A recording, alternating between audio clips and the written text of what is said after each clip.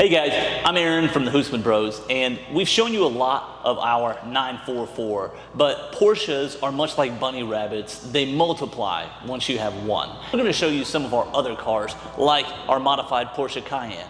But before we go any further, make sure you subscribe so you don't miss any of this awesome content. So today we're going to be talking about our 05 Porsche Cayenne, the 955.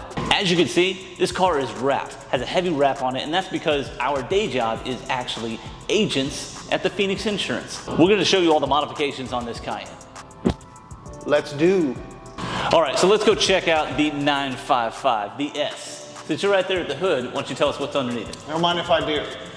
Underneath the hood of this car is 4.5 liters of Teutonic Thunder, putting down 340 horsepower and a little over 300 torques to the wheels. This thing is a beast, and we have an exhaust on it so it sounds like the beast it is.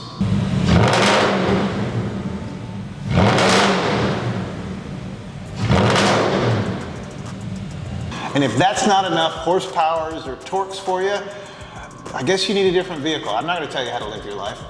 Now, with all those horsepowers and torques, this thing is absolutely not an economical vehicle. We get currently around 12 miles to the gallon in this truck. It actually does pretty well on the highway. I can't tell you exactly what that is, but it is a gas guzzler. Now, it's not all about the power. We have other things that we've done to this car to really make it off-road worthy.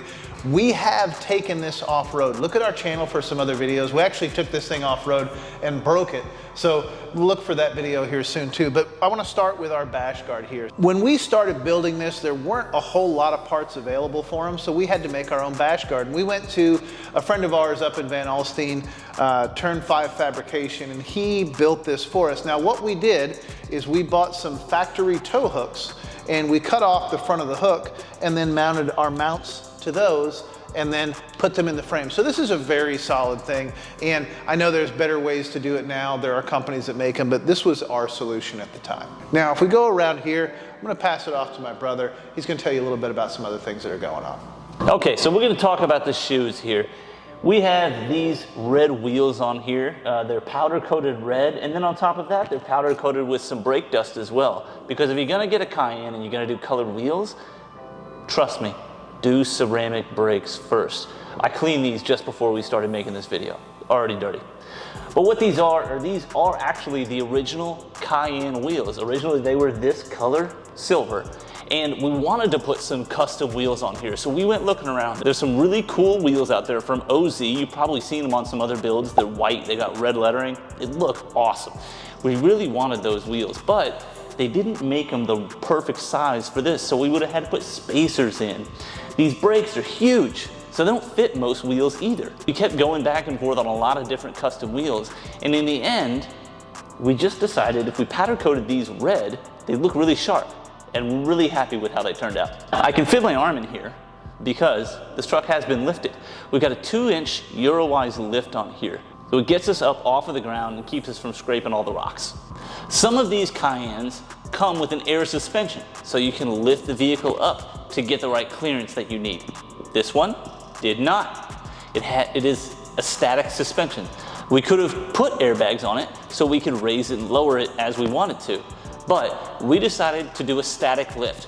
So we've got a 2-inch Eurowise lift to give it a little bit higher stance and avoid some of those big rocks, and to give us room for some bigger tires later on.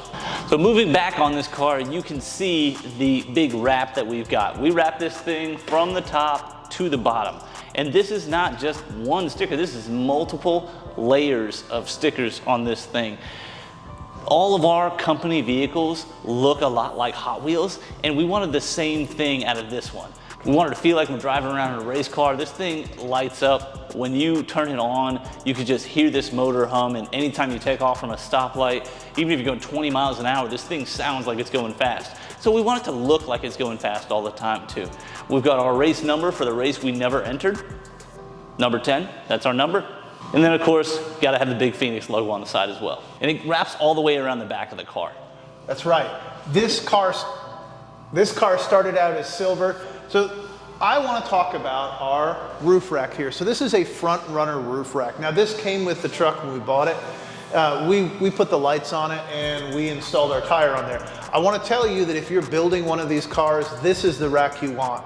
You can't see it, but there is a big bolt in the middle of that tire that is taller than the carport where some people might park a car like this. And when you get a bolt that's too tall and it catches your carport and bends up your rack, if that's the kind of thing you might do, front runner racks are modular, so you can call them and just get the parts that may have been bent in that sort of accident if it were to happen to you, and just repair the rack pretty simply. So we have our Action Tracks recovery boards up there just to make it look like we actually do things with this. There's not much to see around the back of the truck. We have our little hook for if we ever go out with a friend to have them pull us out of a hole. And we've got our exhaust. Now, this truck is loud. Aaron says it hums. I'm inclined to say that it roars. When you turn this thing on, it shakes the world. When we first built this, the first thing we did were those wheels and tires, and I actually ended up on Nextdoor because this truck is so loud. People were asking, who's the crazy person in the silver truck with the red wheels? And that was me. So we're gonna go for a drive now, show you what it sounds like, see a little bit of it on the road before we take it off-road. Let's hop in.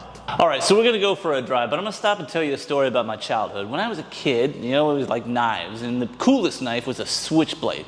But I never had a switchblade because I was told it was illegal if you weren't a one-armed man. And I've always had two arms, so I couldn't have a switchblade. But what I love about the Cayenne is it's a Volkswagen vehicle, and in 2005, they had switchblade keys.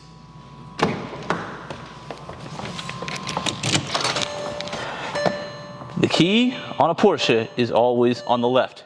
This will mess you up when you get in any other car after driving a Porsche for a while.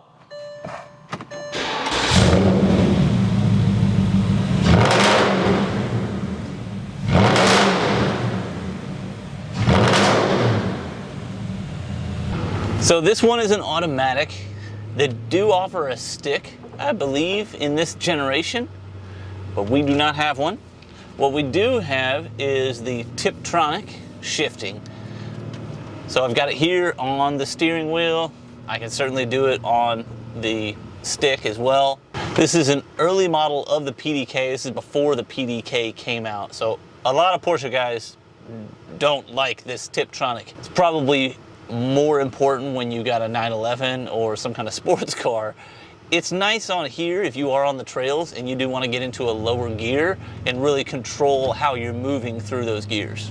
And one of the reasons that we wanted to build this Cayenne specifically instead of going for the traditional off-road vehicles like a 4Runner or a Jeep is because this is a luxury vehicle. I mean, you could get into the 4Runner Limited and have some of the creature comforts, but this is a Porsche.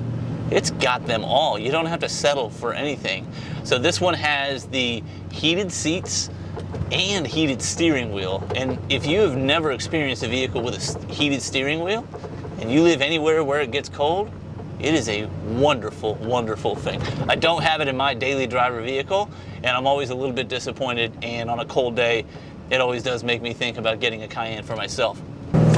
So we have taken this thing off-road, and we are gonna take it off-road again, but we wanted to introduce you to it before we're getting too crazy and distracting you with too many other fun things. And of course, with all luxury cars, you've got the sound deadening. When you close the door to this thing, you can tell it's quiet. The only thing you can really hear on the inside is the motor and the exhaust of this vehicle itself. If it weren't for that, you wouldn't really hear a whole lot coming from the outside. You don't get a lot of the road noise. So it's really, really quality vehicle to build on. When we picked up this vehicle, it had about 92,000 miles on it. So we've put about 14,000 miles on it so far, and it handles great. We've towed a vehicle with it, and it handled great for that. It got a heck of a lot less gas mileage when we did that, but it was capable. It was able to get it done. Now, I've had a Wrangler before, and we had Wranglers in the family when we were growing up.